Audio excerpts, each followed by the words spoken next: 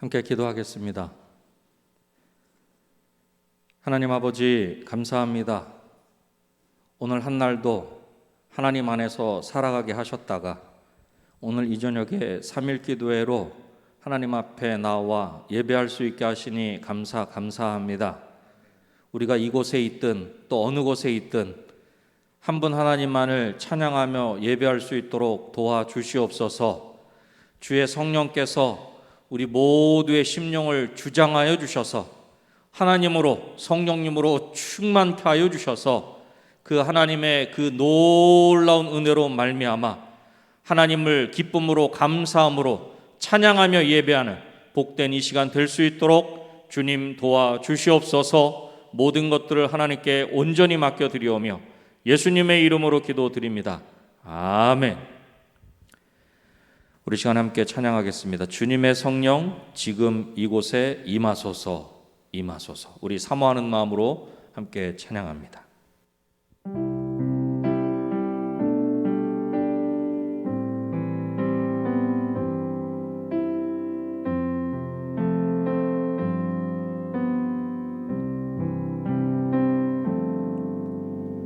주님의 성령 지금 이곳에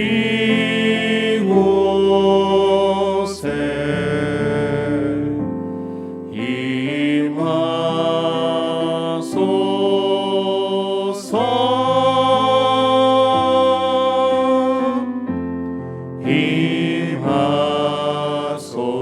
주님의 성령, 주님의 성령 지금 이곳에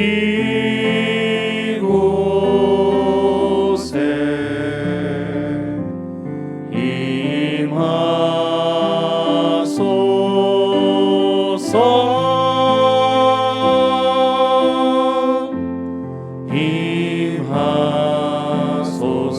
할렐루야.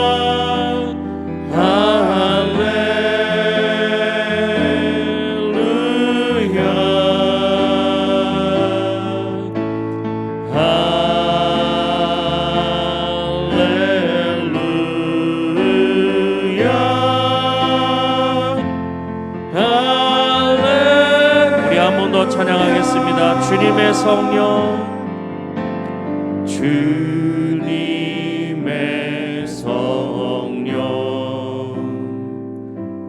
지금 이곳에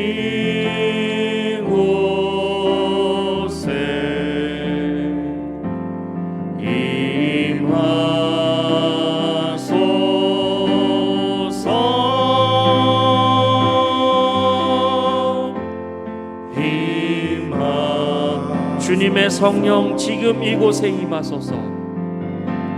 주님의 성령 지금 이곳에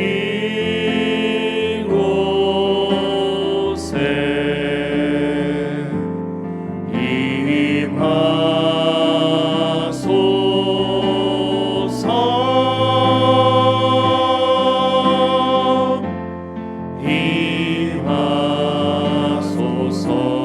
할렐루야.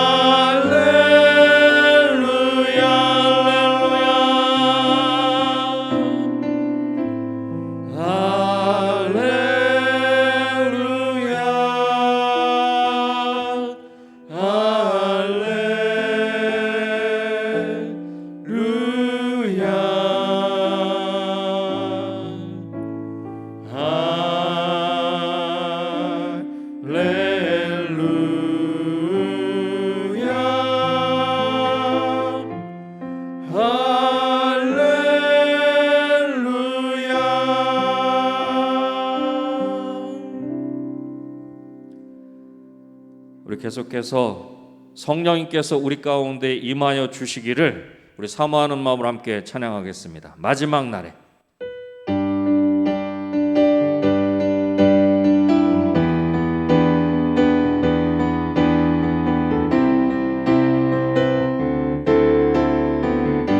마지막 날에 마지막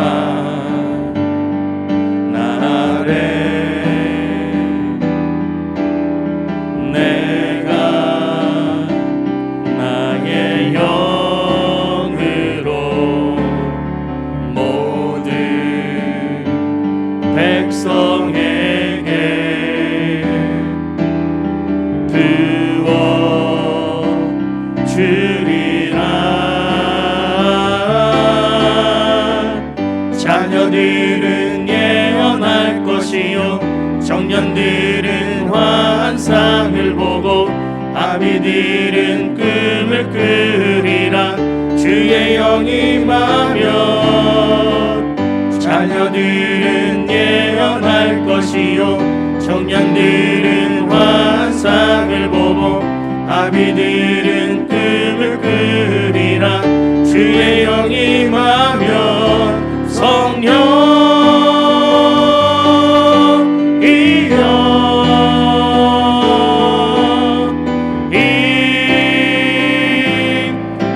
임하소서.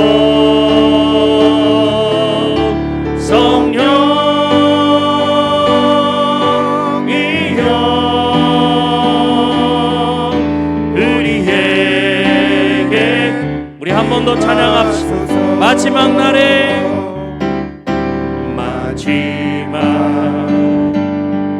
날에 내가 나의 영으로 모든 백성에게 부어 주리라. 자녀들은 예언할 것이요 청년들은 환상을 보고 아비들은 꿈을 꾸리라. 주의 영이 임하면 자녀들은 예언할 것이요 청년들은 환상을 보고 아비들은 꿈을 꾸리라. 주의 영이 임하면 성령이여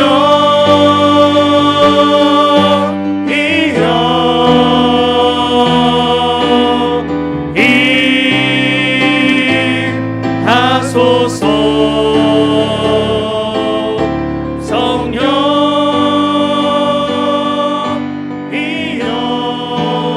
성령이여 우리에게 성령이여 임하소서. 성령이여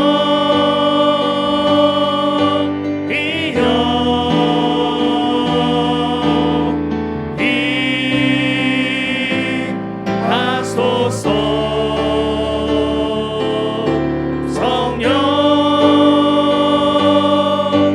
성령이여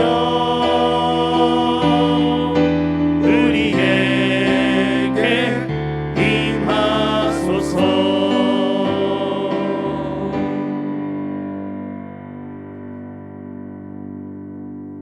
내가 매일 기쁘게 순례의 기행하는 주의 발이 나를 안보함이요.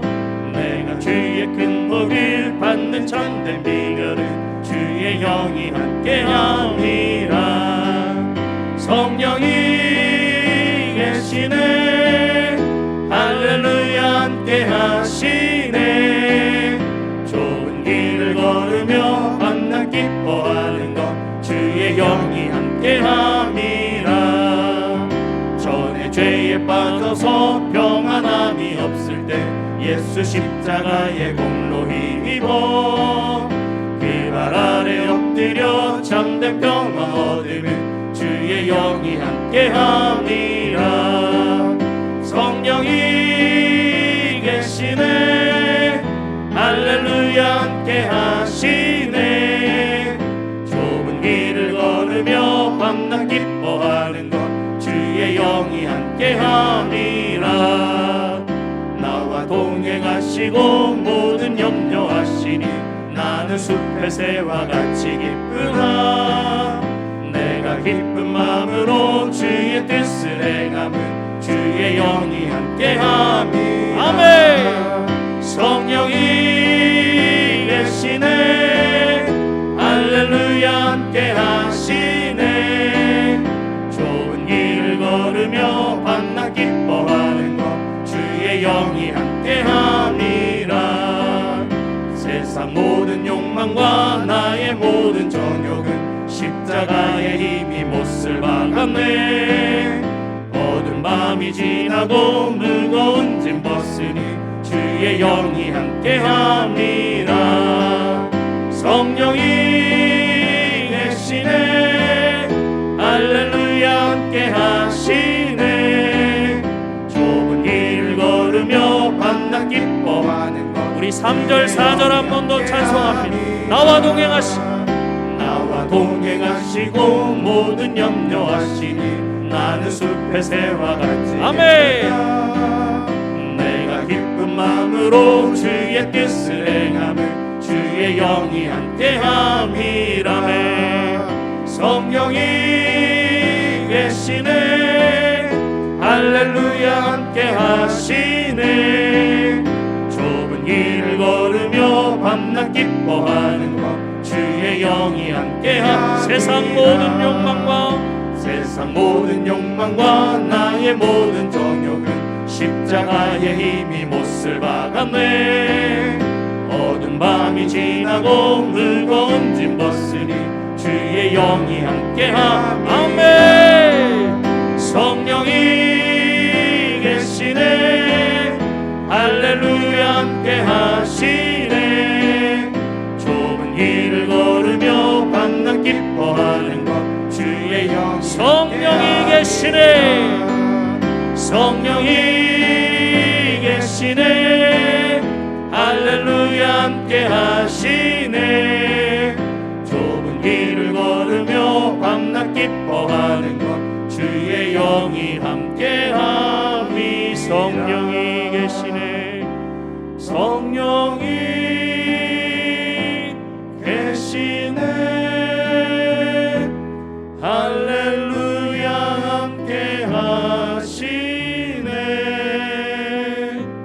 좁은 길을 걸으며 밤낮 기뻐하는 것 주의 영이 한 번 더 성령이 계시네.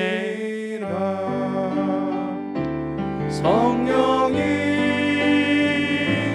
계시네.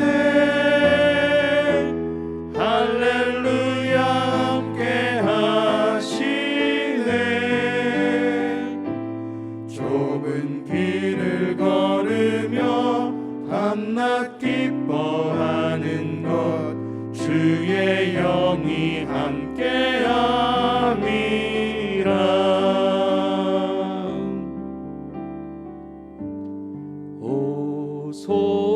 오소서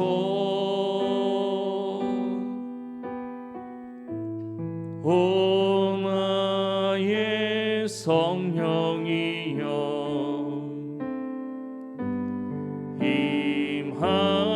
임하소서. 거룩한 성령의 불길로 오소서.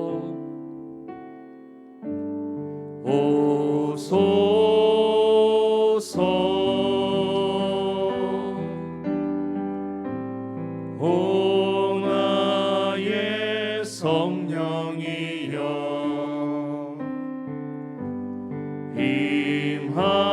임하소서. 거룩한 성령의 불길로 헛된 마음 모두 다 태우시고 나를 새롭게 하소서.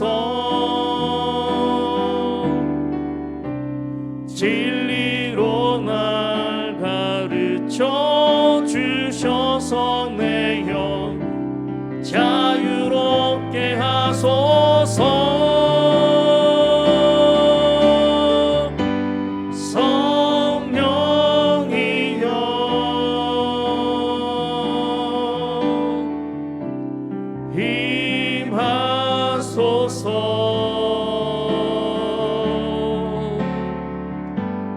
내 삶에 충만하게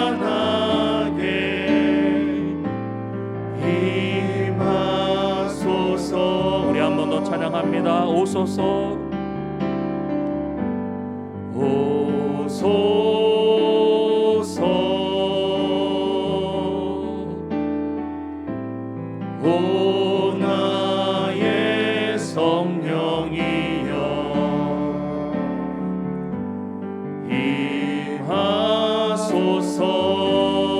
임하소서. 거룩한 성령의 불길로 오소서.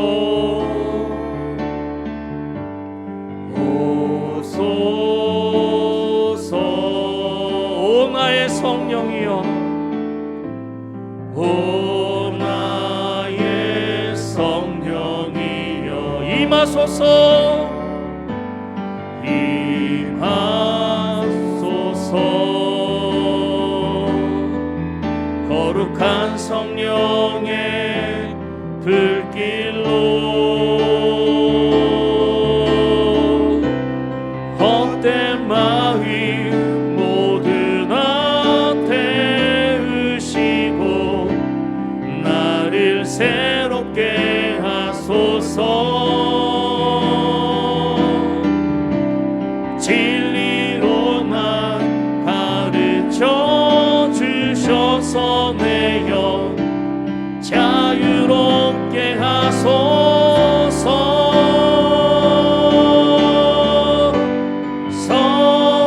성령이여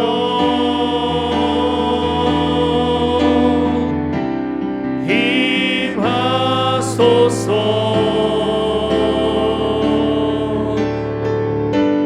내 삶에 충만하게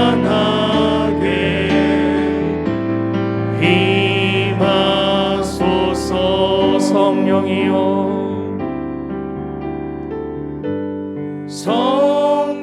성령이여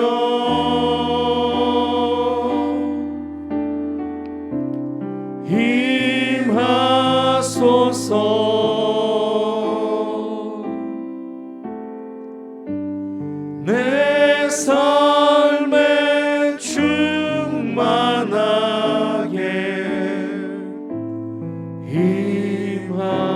임하소서.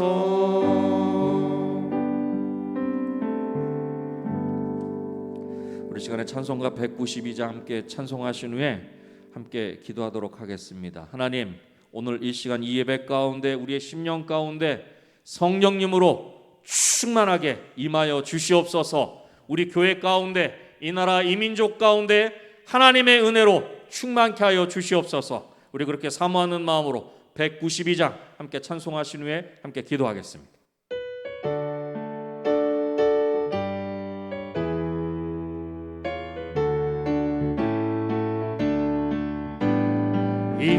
임하소서 임하소서 바람 같은 성령이여 에스겔의 골짜기에 들어닥친 생명바람 오순절날 다락방에 말씀으로 임하시며 나의 영을 사로잡아 새로나게 하옵소서.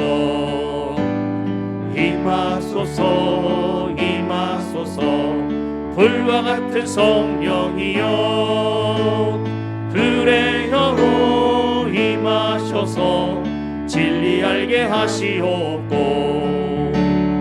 불세례를 베푸시어 죄의 뿌리 소멸하사 거룩한 몸 깨끗하게 변화시켜 주옵소서. 주시옵소서.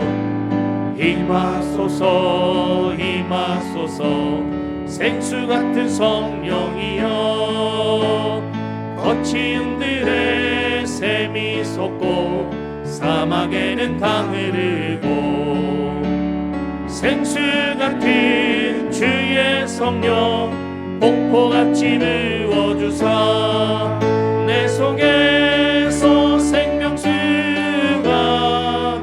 흘러나게 하옵소서.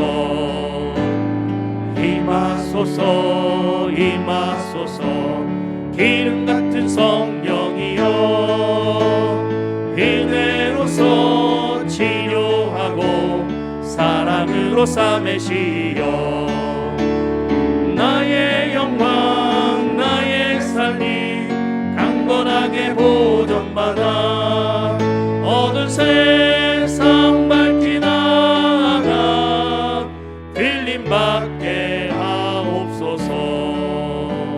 우리 두 손을 높이 들고 우리 가운데 성령님 충만하게 임하여 주시옵소서. 우리 그렇게 사모하는 마음으로 주여 세 번 간절히 함께 기도하십시다. 주여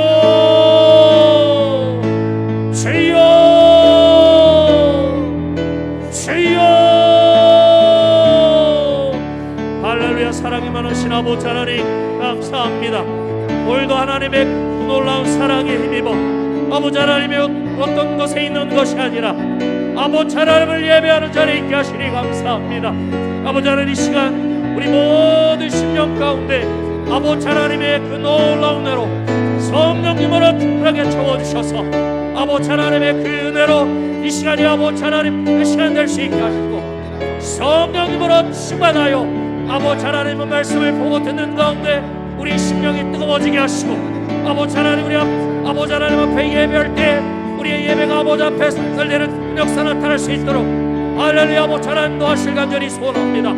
오치 아버지 하나님 우리 모든 심령들이 아버지 하나님 앞에 온전히 예배할 때 아버지 하나님 성령께서 우리 모든 심령들을 온전히 주장하여 주셔서 우리 모든 은혜와 속의 성도들이 아버지 하나님 온전히 예배에 부족함이 없도록 아버지 하나님 도와주실 간절히 소원합니다. 오치 아버지 하나님 한 것들 아버지 일제 틈나지 못하게 하시고 성령님으로 충만하여 온전히 아버지 하나님을 예배하는 될 수 있도록 주여 아버지 하나님이여 도와주실 간절히 소원합니다. 오주여 아버지 하나님 우리 모든 심령들이 아버지 하나님이여 사모하는 마음으로 간절한 마음으로 아버지 앞에 아버지 하나님이여 찬송하며 기도합니다. 아버지 하나님 우리 모든 심령 가운데 아버지 하나님이여 성령님으로 충만하게 역사하여 주시고 하나님으로 충만하게 역사하여 주시고 하나님의 말씀으로 충만케 하여 주셔서 우리가 아버지 하나님이여 세상을 아버지 하나님 이기되 넉넉히 이길 수 있도록 도와주실 간절히 소원합니다. 이 시간에 아버지 하나님 우리가 다시 한번 하나님의 은혜로 아버지 하나님 무장하게 하시고 하나님의 은혜로 충만케 하셔서 우리가 속한 모든 것에 아버지 하나님의 사랑으로 아버지 하나님의 담대히 승리하는 우리 모두가 되게 하시고 우리 은혜 강속케 될 수 있도록 주여 아버지 하나님의 도와주실 간절히 소원합니다. 오 주여 아버지 하나님 우리 가운데 친히 역사하여 주시옵소서. 우리 가운데 친히 운행하여 주시고 우리 가운데 아버지 하나님의 그 놀라운 대로 충만하게 역사해 주셔서 우리 모든 심령들이 아버지 하나님의 그 놀라운 대로 말미암아 기뻐하게 하시고 감사하게 하시고 참된 평화가 우리 모든 심령 가운데 충만하게 임할 수 있도록 주님 도와주시옵소서. 오 할렐루야 감사합니다. 할렐루야 감사합니다.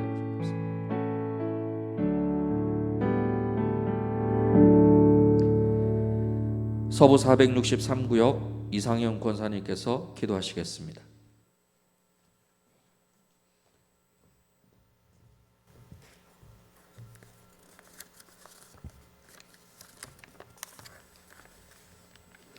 하나님 감사합니다. 지난 1년 동안 잘 지내온 게 당연한 게 아니라 하나님의 은혜였음을 다시 한번 깨닫고 감사드립니다. 세상에는 코로나로 인하여 많은 사람들이 몸도 마음도 생활도 모두 병들어가고 많은 생명들이 희생되고 있으며 두려워하고 있습니다. 주님 불쌍히 여기시고 주님 도와주시옵소서. 저희들도 하나님을 의지하고 기도하기보다는 코로나를 핑계대고 변명하며 두려워하고 게을리하는 삶을 살았습니다.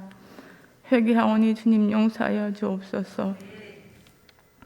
되돌아보면 받은 복이 너무나도 많은데 어지러운 세상 속에서도 지금까지 우리를 지켜주시고 아름다운 귀한 성전 복된 이곳에서 아버지께 예배드릴 수 있도록 큰 축복 주심을 감사드립니다.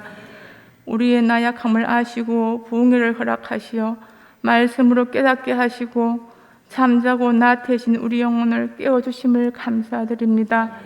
야긴처럼 반듯하며 보아스처럼 튼튼하여 주님 쓰시기에 좋은 일꾼 되어 하나님을 기쁘시게 하는 일꾼들이 되게 하옵소서. 어렵다고 원망하고 낙담하고 있기에는 흐르는 시간이 너무 아깝습니다. 우리의 생명을 연장시켜 주시고 건강과 믿음을 주셨으니 시간 낭비하지 말고 일할 기회를 놓치지 말고 참되고 충성된 일꾼으로 일할 수 있도록 주님 축복해 주옵소서. 독수리가 태풍을 뚫고 올라가듯 핑계대며 나태하고 게을렀던 나약한 삶을 주님 주신 능력과 믿음으로 뚫고 헤쳐나가 승리의 삶을 살 수 있도록 주님 축복해 주옵소서. 특히 우리 박유신자님 목사님 영육간에 강건하게 하옵시며 주님 주신 사역 잘 감당하실 수 있도록 주님 도와주옵소서. 주님 가정을 지켜 주옵소서. 이 시간 말씀 전하실 이재원 목사님 성령 충만으로 붙들어 주시고 말씀 충만하여 은혜 넘치는 시간 되게 하옵소서. 정성을 다해 올려드리는 오뎀 찬양대의 찬양을 받으시고 축복해 주시옵소서. 모든 것 감사드리며 거룩하신 예수님의 이름으로 기도 올리옵나이다. 아멘.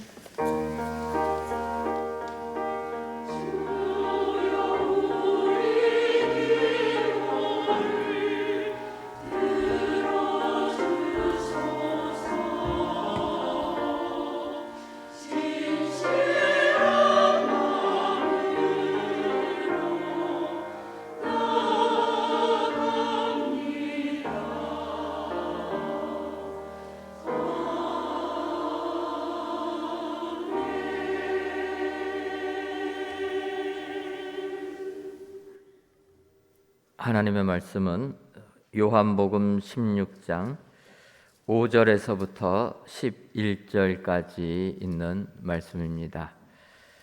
신약성경 175쪽 요한복음 16장 5절에서부터 11절까지 있는 말씀, 저와 여러분들이 한 구절씩 교독하시고 11절에 있는 말씀은 다 같이 읽도록 하겠습니다. 제가 먼저 읽도록 하겠습니다. 지금 내가 나를 보내신 이에게로 가는데 너희 중에서 나더러 어디로 가는지 묻는 자가 없고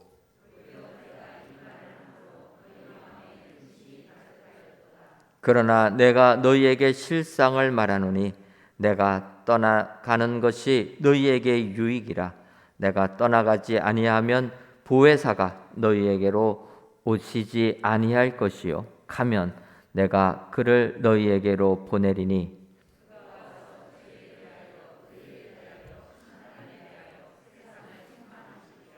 죄에 대하여라 함은 그들이 나를 믿지 아니함이요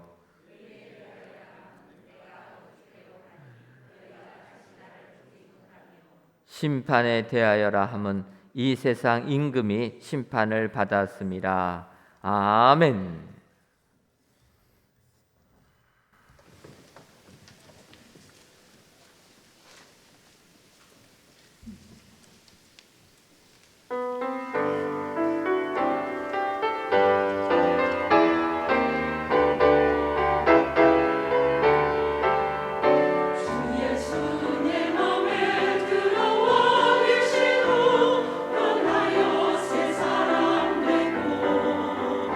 내가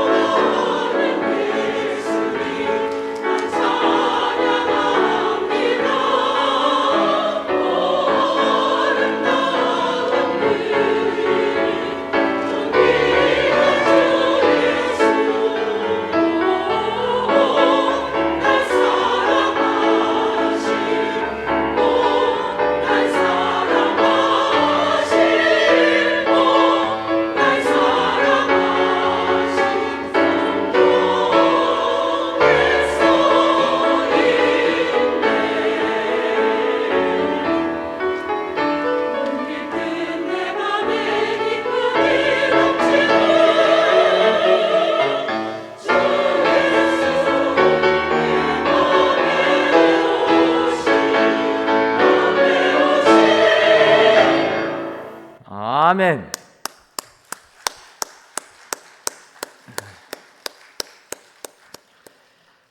이 시간도 로렘 찬양대의 귀한 찬양을 통하여 우리 하나님께서 크게 기뻐하실 줄 믿습니다. 귀한 찬양의 내용처럼 주 예수님 내 마음에 모셔서 여러분들 삶 가운데 기쁨이 충만하시기를 주님의 이름으로 축원합니다. 이 시간 우리 이재 목사님 성령 하나님이라는 제목으로 말씀 선포하시겠습니다.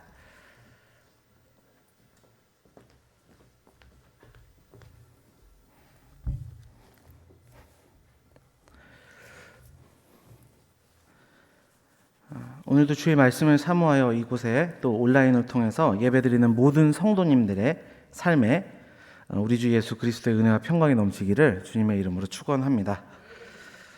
오늘 설교를 준비하면서 참 공감이 되었던 책의 한 내용을 인용하는 것으로 말씀을 시작해 볼까 합니다.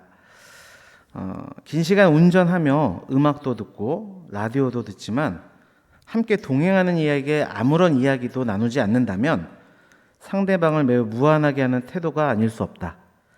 나는 많은 성도들이 가정, 직장, 학교 그리고 그들이 가는 모든 곳에서 가까운 친구와 같이 동행하시는 성령님에 대해 이 같은 태도를 보인다고 생각한다.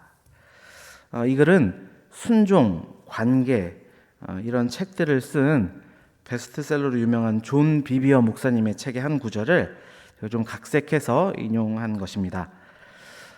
결국 이 글의 저자는 우리가 신앙생활을 하면서 예배도 드리고 헌금도 하고 봉사도 하고 구제, 선교도 하지만 정작 늘 우리와 함께 하시는 성령님께 관심을 두지 않고 살아간다는 것을 이 글을 통해 지적하고 있는 것입니다.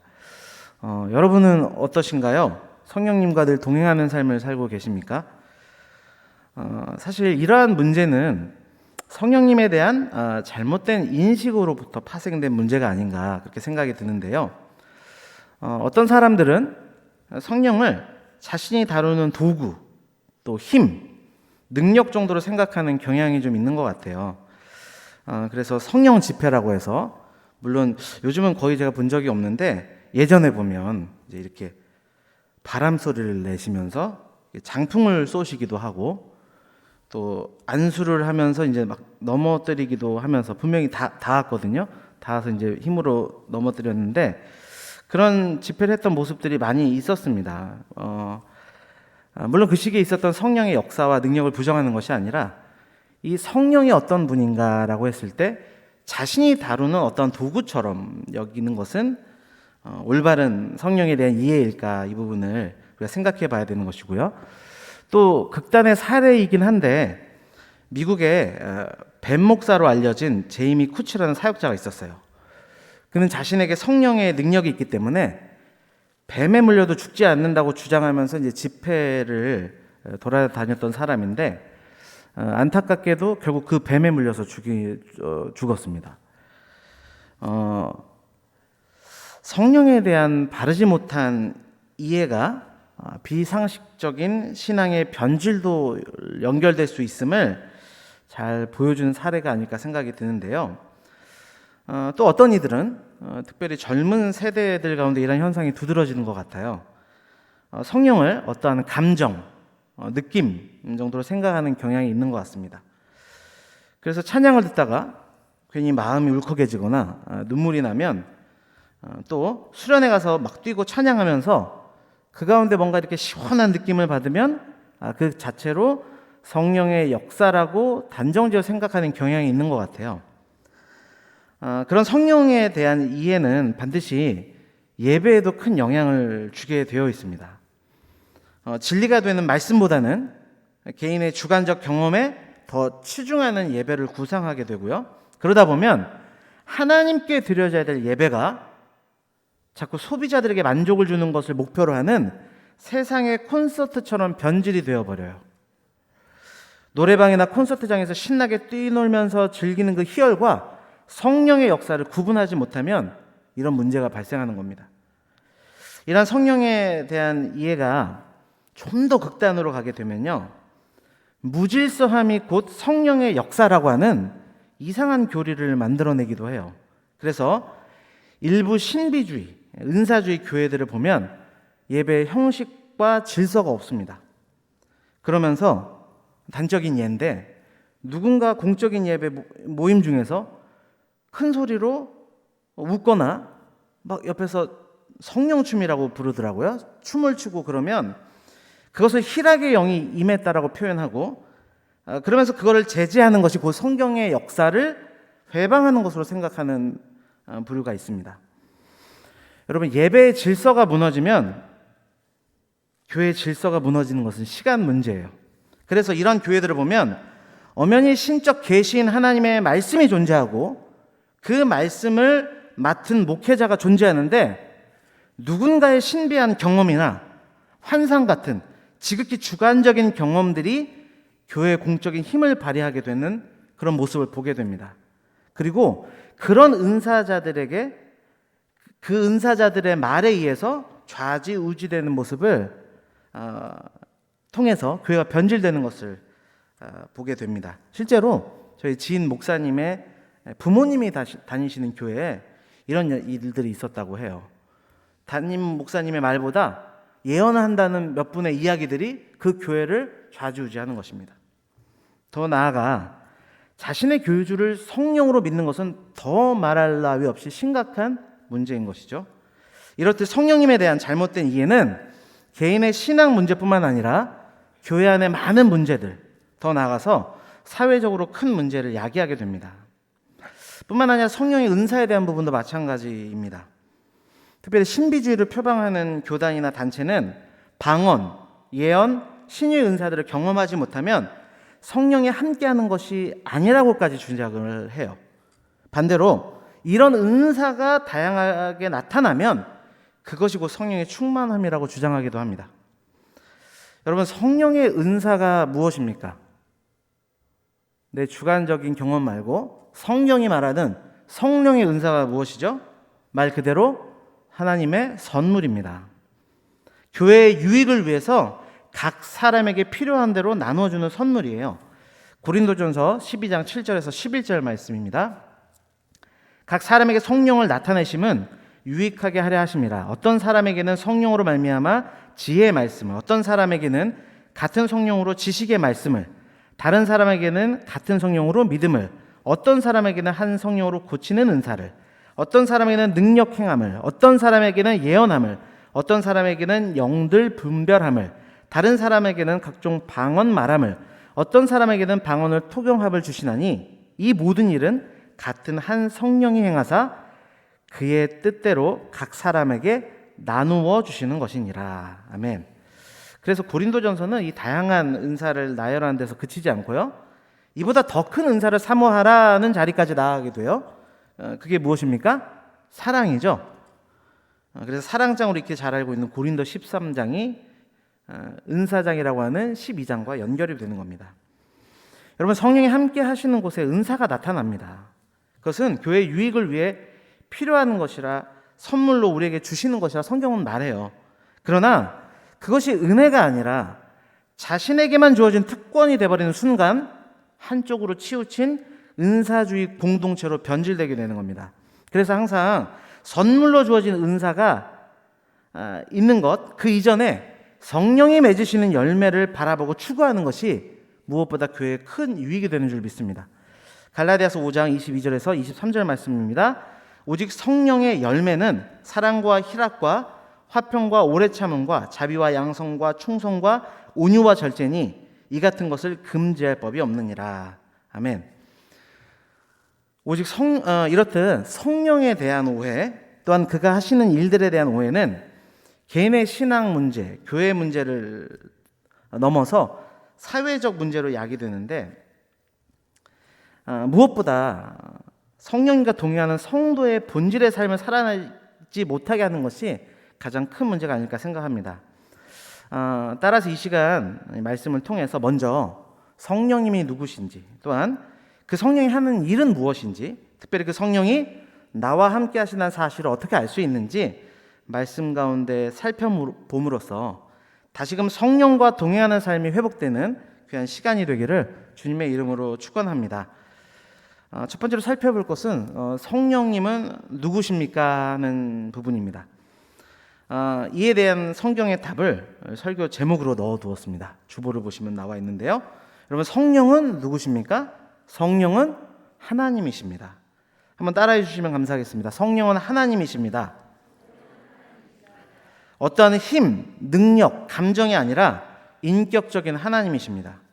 인격적인 분이세요. 그렇기 때문에 우리에게 다가오셔서 말씀하시는 분이 우리 성령 하나님이십니다.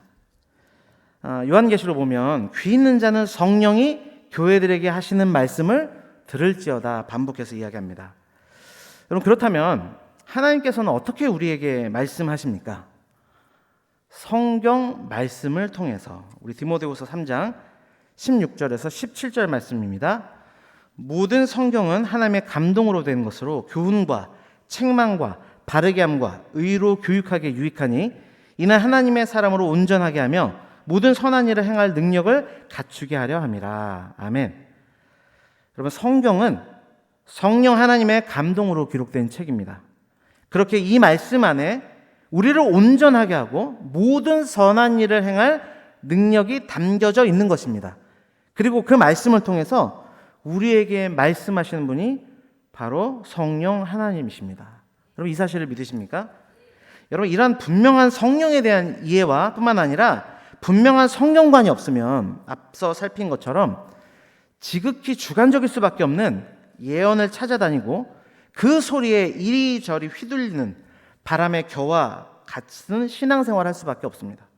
따라서 말씀하시는 성령 하나님의 음성을 듣기 위해서는 무엇보다도 주의 몸된 교회에 세워진 말씀의 리더인 목사님을 통해 주신 말씀을 잘 듣는 것이 중요해요.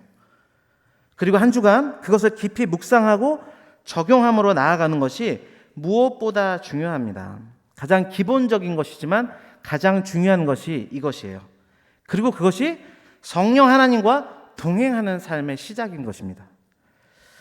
또한 성령님은 그렇게 말씀하시는 인격이기 때문에 그 말을 듣고도 행하지 않으면 근심하기도 한다고 성경은 말합니다. 에베소서 4장 30절 말씀입니다. 하나님의 성령을 근심하게 하지 말라.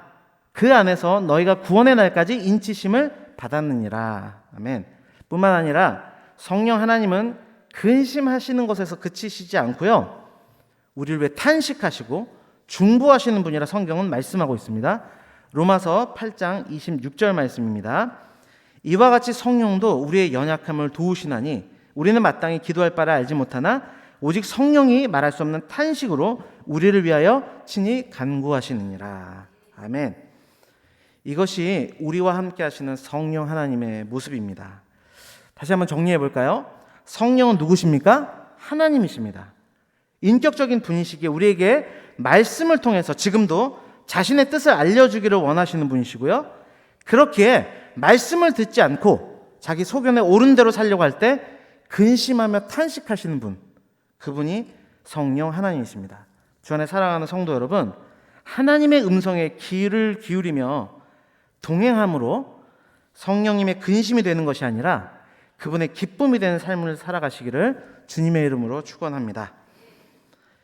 두 번째로 살펴볼 것은 성령 하나님께서 하시는 일이 그렇다면 무엇이냐라고 하는 것입니다. 성령 하나님께서 하시는 일이 많이 있겠지만 특별히 오늘 본문을 중심으로 해서 성령 하나님 하시는 일이 무엇이냐라는 부분을 집중적으로 살펴보도록 하겠습니다. 성경은 예수님의 성령 하나님께서 하시는 것이 예수님에 대해서 깨닫게 하시는 것이다, 그것이 성령 하나님이 하시는 일이다 말씀해요. 요한복음 15장 26절 말씀입니다. 내가 아버지께로부터 너에게 보낼 보혜사 곧 아버지께로부터 나오시는 진리의 성령이 오실 때에 그가 나를 증언하실 것이요. 여러분, 예수님이 오셨잖아요. 그렇죠? 이미 오셨는데 왜 다시 성령님이 오셔서 이것을 증언하시는 것입니까? 이것을 요한복음에서는 이렇게 이야기해요. 요한복음 1장 9절에서 11절 말씀입니다. 참 빛 곧 세상에 와서 각 사람에게 비추는 빛이 있었나니 그가 세상에 계셨으며 세상은 그로 말미암아 지은 바 되었으되 세상이 그를 알지 못하였고 자기 땅에 오매 자기 백성이 영접하지 아니하였으나. 요한이 깨달은 바로는 예수님은 이 어두운 세상에 빛으로 오신 분이었다고 이야기해요. 그런데 그 빛을 어둠이 알아보지 못하더라 이야기합니다. 아이러니하죠? 빛이라고 하는 것은 설명할 필요가 없어요. 보면 직관적으로 알 수 있는 것이 빛인데, 그런데도 세상이 모르더라는 겁니다. 그런데 이것이 율법과 상관없는 이방인뿐만 아니라 스스로 선민으로 자부했던 이스라엘도 그 예수님을 몰랐다고 하는 것을 우리는 주목해야 해요. 그들은 누구보다 하나님에 대한 열심이 있었던 자들이고요, 누구보다 메시아를 기다렸던 자들입니다. 그런데 그들이 그 실체가 되신 예수님이 오셨는데도 영접하지 않더라는 거예요. 그러니까 요즘식으로 말하면 어려서부터 부모님을 통해 교회도 다니고 성경도 배우고 교회 나와서 주여 주여 기도했지만 정작 예수님이 누구신지 모르더라는 것입니다. 여러분, 왜 이런 일이 있습니까? 성령님이 아니고는 예수님을 깨닫게 하는 법이 없기 때문이에요. 다시 말해서 성령 하나님만이 예수님이 누구신지 바로 깨닫게 하신다는 것입니다. 뿐만 아니에요. 예수님이 하신 말씀을 깨닫게 하시는 분도 성령 하나님이시다 성경은 말합니다. 요한복음 14장 26절입니다. 보혜사 곧 아버지께서 내 이름으로 보내실 성령, 그가 너에게 모든 것을 가르치고 내가 너에게 말한 모든 것을 생각나게 하리라. 아멘. 특별히 오늘 본문은 그 예수님께서 가르치신 내용을 세 가지로 요약하고 있습니다. 16장 8절인데요. 요한복음 16장 8절 말씀을 우리 다 함께 읽겠습니다. 요한복음 16장 8절 말씀입니다. 시작. 그가 와서 죄에 대하여, 의에 대하여, 심판에 대하여 세상을 책망하시리라. 아멘. 이게 무슨 이야기일까요? 오늘 특별히 성령 하나님의 여러 모습이 있지만 특별히 깨닫게 하시는 성령 하나님에 대해서 우리가 깊이 살펴보려 하는데, 특별히 죄에 대해서, 의에 대해서, 심판에 대해서 깨닫게 하신다라고 하는 이 말씀의 진의가 무엇인지 함께 살펴보겠습니다. 첫째, 성령 하나님은 죄에 대해서 깨닫게 하십니다. 여러분, 일반적으로 세상은 죄를 뭐라고 정의하죠? 인간들이 정해놓은 법의 기준을 벗어나는 것을 죄라고 정의합니다. 그렇죠? 그런데 죄라는 것을 그런 범법 행위로 정의하게 되면 반대로 의가 되는 것은 무엇이 되는 거예요? 준법 행위. 법을 지키는 것, 그것이 자신의 의가 돼버리는 거예요. 그렇죠? 그렇게 되니까 TV에서 자신은 잘 지키고 있는데 그것을 지키지 못하는 범법자들이 나오면 목에 핏줄을 세우게 되는 겁니다. 어떻게 저런 인간이 있을 수 있나? 저런 인간은 죽어도 싸. 이런 생각을 하게 되는 근거에 무엇이 있냐면 죄에 대한 생각은 범법행위다, 의는 준법행위다라는 생각이 있으면 이런 태도를 취하게 돼요. 또 왜 그렇게 하느냐? 그것을 지킨 나는 의로운 사람이 되기 때문에 자꾸 그런 TV를 보면서도 소리를 내며 비난을 하게 되는 겁니다. 그런데 여러분, 정말 인간들이 서로 합의하고 정해놓은 법을 어기는 것 그 자체가 죄라고 정의할 수 있습니까? 여러분이 잘 아시는 것처럼 법이라고 하는 것은 상대적입니다. 각 나라마다 법이 달라요. 그래서 심지어 성매매를 합법화하는 나라도 있지 않습니까? 또한 법의 기준 안에 들어와 있기만 하면 여러분 다 의로운 것이 되는 것입니까? 우리가 세상을 살다 보면 이게 합법적이야 라고 하면서 힘 있는 자들이 힘 없는 자들을 얼마나 억압하고 괴롭게 하는지 우리 너무나 경험을 통해서도 잘 알고 있어요. 그래서 어떤 이들은 죄를 인간의 이기심이라고 정의하기도 합니다. 물론 그것이 죄의 핵심일 수 있겠지만 여러분, 그 역시도 죄의 본질이 될 수는 없어요. 여러분, 만약 죄가 이기심이라고 정의한다면 반대로 의의가 되는 것이 무엇이 되는 것입니까? 이타심이 되는 거예요.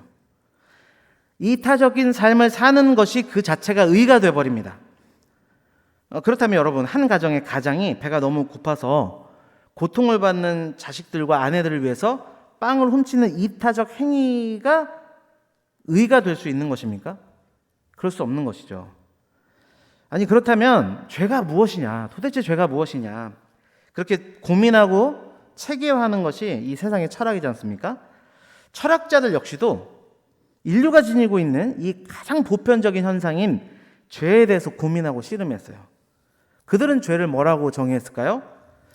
라이프 니츠 같은 사람은 인간의 결여된 상태를 죄라고 이야기했습니다. 그러니까 인간의 부족한 상태 그 자체가 죄다. 또 스피노자 같은 사람은 인간의 무지가 죄라고 정의했어요.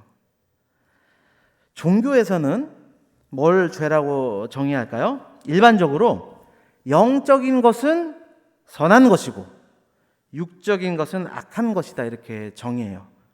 그리고 이러한 사상이 초대교회의 영지주의로 기독교를 어렵게 했던 이단의 사상인데, 이런 죄에 대한 관념이 뿌리 깊은 종교일수록 어떠한 신앙의 형태가 나타나는 줄 아십니까? 육체의 욕망을 다스리는 금욕주의를 추구하게 되어 있어요. 죄가 뭐니까요? 육에 속한 건 죄다라고 정의를 내리니까 그들의 신앙의 생활은 자꾸 육체의 욕망을 다스리는 금욕주의로 갈 수밖에 없습니다. 그래서 머리를 깎고 산으로 들어가는 것이고 무거운 수행들을 하며 고행을 하는 것입니다. 그리고 그 종교 행위 자체, 그렇게 자신이 고행을 해내게 되면 그 자체가 뭐가 돼요? 의가 되죠. 여러분, 이게 무서운 겁니다. 가끔 우리는 기독교를 이러한 종교로 오해하는 그런 분들 종종 보게 돼요. 그러나 여러분, 금욕주의, 수도원 영성은 기독교의 영성이 아닙니다. 욕심의 요소를 다 끊고 산으로 가는 게 교회가 아니라 죄투성인 이 세상 속에서 빛과 소금의 역할을 감당하는 것이 교회이죠. 그렇기 때문에 수많은 종교 행위들을 이것 가운데 우리가 해내지만 그 자체가 우리에게 의가 될 수 없는 것입니다. 그래서 그런 사람들은 어떤 일을 이루고 나서도 주님 앞에 이런 고백을 할 수밖에 없어요. 그럼에도 나는 여전히 무익한 종입니다. 또한 이러한 죄의 관념이 극단으로 치닫게 죄를 벗어난 유일한 길이 죽음뿐이라는 결론을 도달하게 돼요. 그게 세상 종교입니다. 그래서 스스로 목숨을 끊는 것조차 의롭게 생각하죠. 그래서 종교 극단주의자들은 자살 테러를 그렇게 감행할 수 있는 것입니다. 그러나 오늘 본문에서 예수님은 죄가 무엇인지를 규정해 주십니다. 요한복음 16장 9절 말씀입니다. 우리 요한복음 16장 9절 말씀 함께 읽겠습니다. 죄에 대하여라 함은 그들이 나를 믿지 아니함이요. 아멘. 예수님은 무엇을 죄라고 말씀하십니까? 예수님을 믿지 않는 것이 죄라고 하십니다. 여러분, 익히 많이 들어오셨던 것처럼 죄라고 하는 것은 하마르티아, 관역에서 벗어나라는 의미를 가지고 있어요. 원래 관역이 무엇입니까? 성경에 있는 내용을 요약해서 소요리문답 제1문은 이렇게 묻고 답해요. 사람의 제일 된 목적은 무엇입니까? 라는 질문에 사람의 제일 된 목적은 하나님을 영화롭게 하고 그분을 영원토록 즐거워하는 것이다 이야기하죠. 그런 인생의 목적, 관역을 벗어나서 내가 영광을 받겠다, 나로 즐거움을 누리며 살겠다, 즉 내가 왕이 되어서 나의 영광을 위해 살겠다 하는 그것 자체가 죄라는 것입니다. 그래서 세상은 이해하지 못하지만 아무것도 안 하고 가만히 나의 삶을 성실히 살아가는 건 역시도 뭐가 되는 거예요? 죄가 되는 겁니다. 더 나아가서 선한 일을 열심히 해도 그 가운데 자신의 영광만이 있다면 그 역시도 죄가 되는 거예요. 이렇게 스스로 어찌할 수 없는 이러한 죄인을 위해서 우리 예수님께서 오신 것입니다. 그리고 우리에게 구원을 일방적으로 베풀어 주셨어요. 무엇을 통해서요? 십자가 사건을 통해서 구원의 길을 열어주셨습니다. 내가 아무것도 하지 않았지만 이런 전적 무능력한 상태에 있는 우리를 구원해 주시기 위해서 십자가를 지신 것입니다. 이것을 보고도 믿지 않는 것이 죄라고 성경은 말합니다. 여러분, 성령 하나님은 다른 것을 죄라고 생각하고 또 스스로 의롭게 생각하며 살아가는 자들을 책망하시고 진정한 죄가 무엇인지를 깨닫게 하시는 분이십니다. 따라서 성령 하나님과 동행하는 자들은 우리가 드리는 이 예배를 통해서도 내 안에 있는 죄들을 발견하게 되는 거예요. 그리고 진리가 되시는 예수님을 더욱 붙들게 되는 것입니다. 그것을 영과 진리의 예배라고 하는 거예요. 성령이 깨닫게 해주셔서 진리가 되신 예수님 앞으로 나아가는 것, 그것이 예배인 거예요. 성령의 역사로 말미암아 우리 내면에 자리 잡고 있는 불신의 죄악이 깨달아지고 믿음으로 새롭게 되는 역사가 여러분의 삶 가운데 늘 충만하길 주님의 이름으로 축원합니다. 성령 하나님은 의에 대해서 깨닫게 하십니다. 10절 말씀이에요. 의에 대하여라 함은 내가 아버지께로 가니 너희가 다시 나를 보지 못하미요. 아멘. 이게 무슨 뜻일까요? 여기서 쓰는 의에 대한 개념은 이제 앞서 쓰인 죄에 대한 반대 개념으로 쓰인 건데요. 이 세상의 죄인들은 앞서 말한 자신들의 죄로 인해서 예수님을 믿기는커녕 오히려 그분에게 유죄 판결을 내려서 죽여버려요. 이 역시도 어떤 사건에서 잘 그 내용이 담겨져 있죠? 십자가를 보면 예수님은 오셔서 자신이 구원자이라는 것을 말씀하셨지만 그들은 오히려 구원자라고 하는 그를 내가 죄인이 아니고 너가 죄인이다 해서 유죄 판결을 내려버렸어요. 가장 극악한 형벌인 십자가로 예수님을 내몰아버린 것입니다. 여러분, 근데 만약 그들의 그런 판결이 옳았다면, 그들이 행한 판결이 옳은 것이라면 예수님이 어떻게 되셔야 됩니까? 죽음 가운데 머물러 계셔야죠. 그런데 어떻게 될 것이라고 오늘 본문에서 말씀하세요? 나는 죽음에 머물러 있는 게 아니라 내가 아버지께로 갈 것이다 말씀하세요. 무슨 뜻입니까? 내가 의롭기 때문에 하나님께서는 나를 반드시 살려낼 것이다.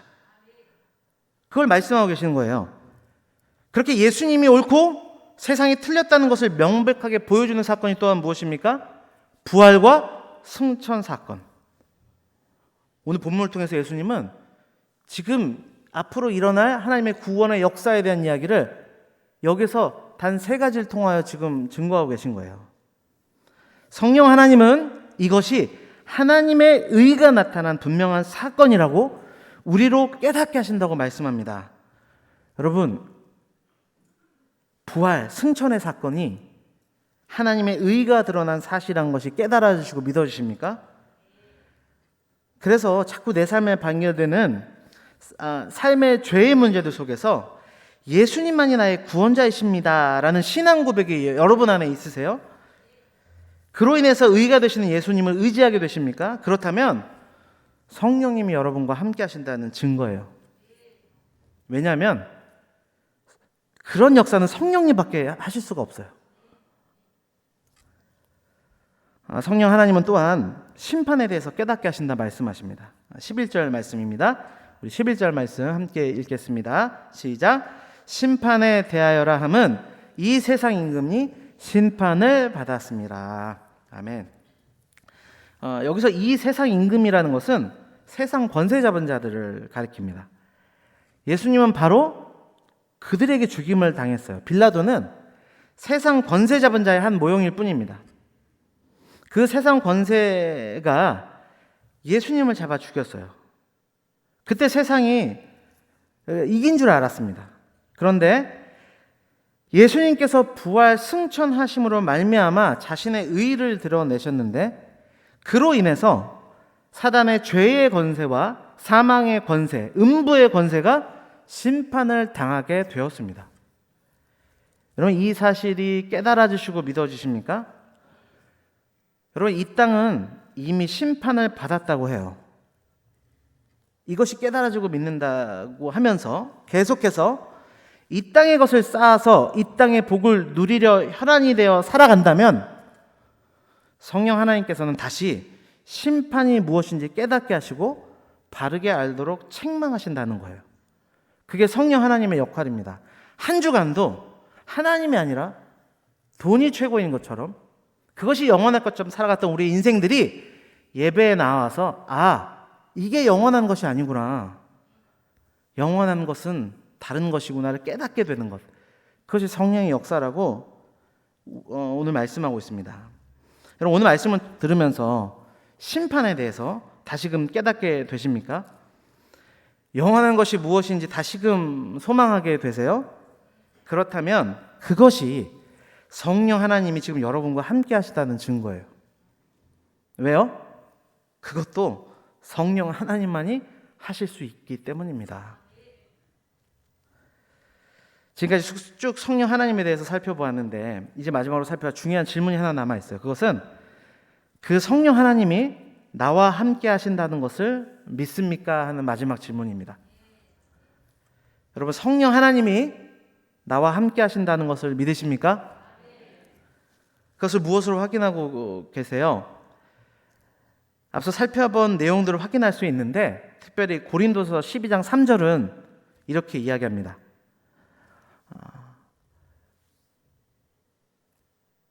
성령이 아니고는 누구든지 예수를 주시라 할 수 없다. 이렇게 말씀하고 있죠. 여러분 다시요. 뭐라고 이야기하고 있습니까? 예수님이 나의 구원자라는 사실이 믿어지고요. 그분이 내 삶의 주인이라 시인할 수 있다면 그것이 성령이 나와 함께 하시는 증거라고 성경은 우리에게 말씀하고 있습니다. 여러분 다른 게 아니에요. 성령이 나와 함께 하신다는 증거는 어떤 화려한 은사, 물론 그런 것도 부정하는 것이 아닙니다. 있습니다. 다른 것들, 또 성령의 열매 많은 것들이 있지만 오늘 특별히 본문은 성령이 나와 함께 하신다는 것은 성령 하나님으로 말미암아 예수님을 깨닫게 되고 예수님이 우리에게 가르치신 죄에 대해서, 의에 대해서, 심판에 대해서 분명하게 깨닫게 된다 말씀합니다. 그로 인하여서 우리의 심령이 예수를 주라 시인하는 자리로 가게 되는 것, 그것이 성령 하나님이 우리 안에 역사하시는 증거라 말씀하고 있습니다. 이 사실을 믿으면서 성령 하나님과 늘 동행하시는 삶을 사시기를 주님의 이름으로 축원합니다. 기도하겠습니다. 하나님 아버지 감사합니다. 오늘 말씀을 통하여서 성령 하나님이 누구이신지, 또 그 성령 하나님께서 무슨 일을 행하시는지, 또 그 성령 하나님께서 우리 안에 어떻게 임재해 계시는지를 말씀 가운데 깨닫게 해주시니 참으로 감사합니다. 하나님, 오늘 이 말씀을 기억하여서 우리의 삶 가운데 예수 그리스도를 분명하게 깨닫게 하시는 성령을 붙들며 살아가는 삶이 되도록 주장하여 주옵소서. 예수님께서 말씀하신 이 말씀의 진리들을 분명하게 깨닫게 하시는, 죄에 대해서, 의에 대해서, 심판에 대해서 깨닫게 하시는 하나님을 의지하여서 예배 앞에 나올 때마다 나의 죄를 하나님께 고백해드리며 나라는 거짓된 의가 아니라 예수라는 의를 고백하며 이 땅은 이미 심판을 받았으니 영원한 나라를 소망해야 된다는 분명한 진리로 재무장하며 세상 가운데로 나아가는 우리 은혜광성교회 모든 성도님들 될 수 있도록 주님 인도하여 주옵소서. 모든 것 감사드리며 예수님 이름으로 기도드립니다. 아멘.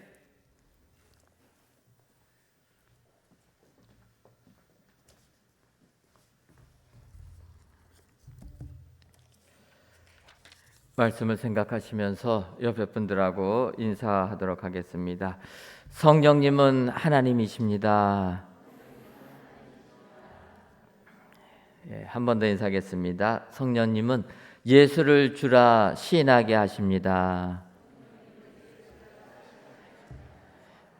오늘도 이 성령님 바로 알아서 믿음 생활 승리하시는 여러분들 되시기를 주님의 이름으로 축원합니다. 교회 소식 전해드리도록 하겠습니다. 2021년 12월 12일은 교회 일꾼 선출을 위한 공동회가 열립니다. 다음 주일입니다. 여러분들 기억하시고 다음 주일날 공동회가 있다. 저희가 공동회 장소는 이곳이고 투표 장소는 5층 카페테리아 투표소입니다. 투표 시간은 저희가 1부와 2부로 나누어서 진행하는데 주일 낮 1부부터 4부까지 오전 8시부터 오후 3시까지는 장로 선거를 진행하고 2부 시간에는 저녁 예배 시간입니다. 저녁 예배 시간에는 집사와 권사 선출의 건, 그리고 정관 개정에 관한 건으로 진행합니다. 우리 교회 주소 이전을 해야 되기 때문에 주소 이전을 하는 이 정관 개정건을 가지고 진행합니다. 여러분들 기억하시고 18세 이상 세례 교인 되시는 분들은 꼭 동참해 주시면 감사하겠습니다.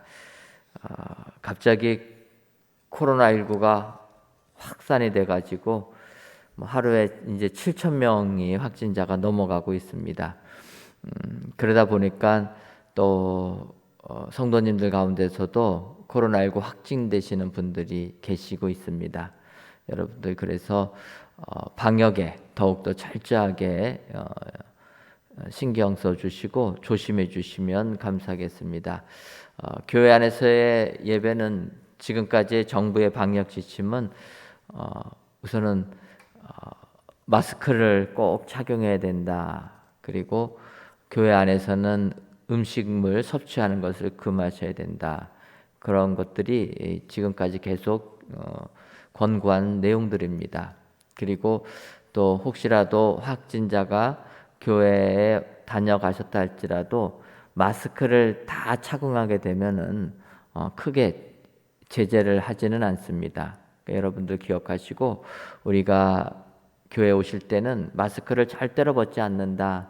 그 생각만 하시고 마스크 착용하시는 일에만 협조해 주시면은 저희가 예배 드리는 데는 큰 어려움이 없다 생각이 됩니다. 여러분 기억하시고 마스크 착용 잘 해주시고, 또 한 가지 부탁드리고 싶은 것은 혹시라도 몸에 좀 열이 난다 싶으면은 다른 성도님들을 위하여서 동영상으로 유튜브를 통해서 예배에 동참해 주시면 감사하겠습니다.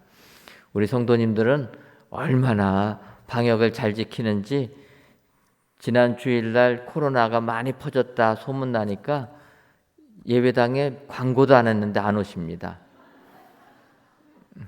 그래서 사실 어느 교회는 예배당 오시는 분들 다 받아가지고 이렇게 이번 주는 어느 분들 오십시오 이렇게 연락해 드린다는데 저희는 한 번도 그런 적이 없습니다.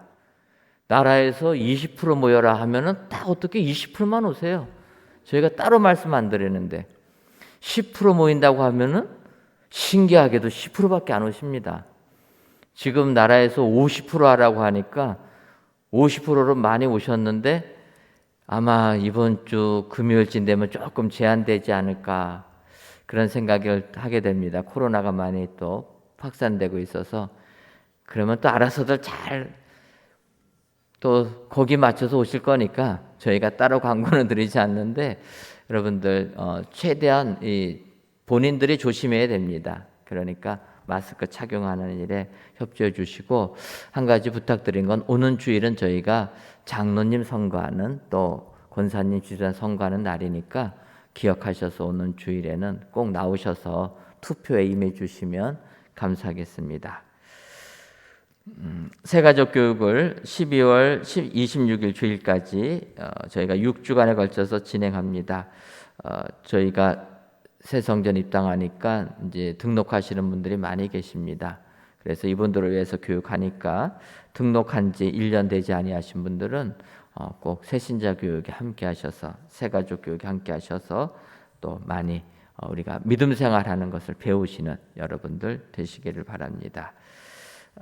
저희가 사부 예배 시간에는 또 중보 기도를 진행합니다. 여러분들 기억하시고 함께 기도하기 원하시는 분들은 기도 제목 주시고 사부 예배 많이 참여해 주시기를 바랍니다. 찬양팀입니다. 주일 사부 열린 예배, 주일 저녁 예배, 3일 기도회, 금요 은혜 기도회에 함께 찬양할 우리 단원들을 모집합니다. 각 찬양팀 남녀 싱어들을 모집하니까 여러분들 찬양으로 영광 돌리시기 원하시는 분들은 교회 사무실이나 우리 담당자인 이경기 목사님에게 문의해 주시면 감사하겠습니다. 대표 기도하게 하신 하나님께 감사드립니다. 463구역 이상현 권사님의 여러분들이 감사의 물과 1,000번째 예물 11주 예물 하나님께 드리셨습니다. 기도하겠습니다. 하나님, 오늘도 저희들을 사랑하셔서 3일 기도회로 모이게 하여 주시고 이 시간 성령 하나님에 대하여 바로 알게 해주시니 고맙고 감사함을 드립니다. 아버지, 성령님은 바로 하나님이라는 것 확실하게 알게 하여 주셔서 인격적으로 우리 성령님을 만나고 그 성령님의 도우심을 받는 저희들 되게 하여 주옵소서.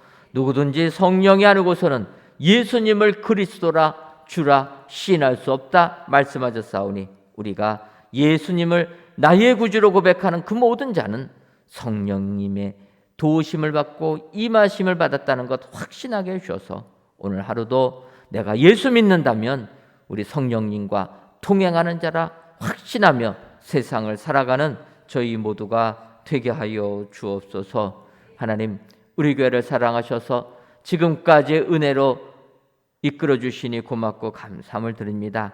아버지여, 이제 12월 한 달도 주께서 함께 해주셔서 새 예루살렘 같은 교회 만들어 나가는 저희 교회가 되게 하여 주옵소서. 모든 기관들 유종의 미를 잘 거둘 수 있도록 주님이 은혜를 더하여 주시고 아버지 하나님, 저희들 특별히 사랑하셔서 귀한 일꾼들을 선출할 수 있는 기회를 주었사오니 아버지여, 오는 주일 공동회를 통하여서 우리 장로님, 집사님, 권사님, 주의 마음에 합한 자들이 다 피택될 수 있도록 은혜 더하여 주옵소서. 그리하여 우리 은혜광성교회가 새로운 주의 일꾼들을 선출함으로 이제 다시금 제2의 도약을 행하는 은혜의 귀한 교회 되게 하여 주옵소서. 하나님, 우리 교회를 사랑하셔서 많은 선교지들을 주시니 고맙고 감사합니다. 인도와 캄보디아 국내 땅 조도까지 주님 맡겨주시고 주님이 맡겨준 사명 잘 감당하는 저희 교회 되게 하여 주옵소서. 하나님, 우리의 어린 자녀들 주님이 지켜주시고 보호해 주시기를 원합니다. 아버지 하나님이여, 교회 학교를 붙들어 주시고 우리의 자녀들 이 힘들고 어려운 코로나 시대에 더욱더 믿음 생활 잘할 수 있도록 은혜 더하여 주옵소서. 바라기는 우리의 자녀들 주님께서 코로나19로부터 지켜주시고 보호해 주시기를 원합니다. 우리의 자녀들 아직 백신도 맞지 못했습니다. 주여, 긍휼히 여겨 주셔서 우리의 자녀들이 강건하여서 코로나19도 이기고 세상도 이겨 믿음 생활 승리하는 귀한 자녀들 되게 하여 주옵소서. 아버지, 이 나라가 코로나19로 점점 어려운 가운데 있습니다. 하루에 7,000명이 넘는 확진자가 생기므로 거의 의료 체계가 붕괴 직전에 와 있습니다. 아버지여, 이 민족을 긍휼히 여겨 주셔서 이 코로나19의 공포에서부터 벗어나게 하여 주옵소서. 우리 주님이 이 세상의 주관자라는 것 깨닫는 이 민족 되게 하여 주셔서 우리 주님께로 돌아오는 귀한 민족 되게 하여 주옵소서. 하나님, 이 시간 귀한 예물 드리는 손길들이 있습니다. 감사의 예물과 1,000번째 예물, 11주 예물을 흠양하여 주시고 예물을 드린 모든 손길들마다 주의 은혜가 충만하게 하여 주옵소서. 돌아가는 발걸음도 주님이 함께하여 주실 줄을 믿사옵고 예수님의 이름으로 기도하옵나이다. 아멘. 하늘에 계신 우리 아버지, 아버지의 이름을 거룩하게 하시며 아버지의 나라가 오게 하시며 아버지의 뜻이 하늘에서와 같이 땅에서도 이루어지게 하소서. 오늘 우리에게 일용할 양식을 주시고 우리가 우리에게 잘못한 사람을 용서해 준 것 같이 우리 죄를 용서하여 주시고 우리를 시험에 빠지지 않게 하시고 악에서 구하소서. 나라와 권능과 영광이 영원히 아버지의 것입니다. 아멘.